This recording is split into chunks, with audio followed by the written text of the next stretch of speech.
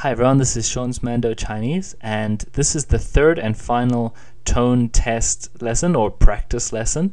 In this lesson, I'm going to read a poem which is called Chūn xiǎo, which is basically a beautiful ancient Chinese poem, also very famous. It's about the beauty of spring.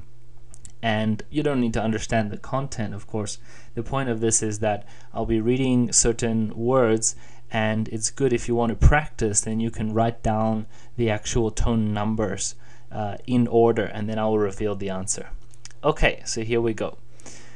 春眠不觉晓，处处闻啼鸟，夜来风雨声，花落知多少。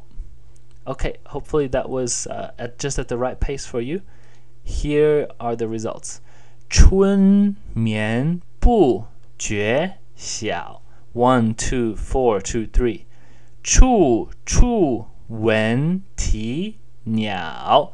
4, 4, 2, 2, 3.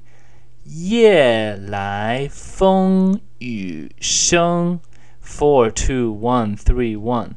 花落知多少。1, 4, 1, 1, 3.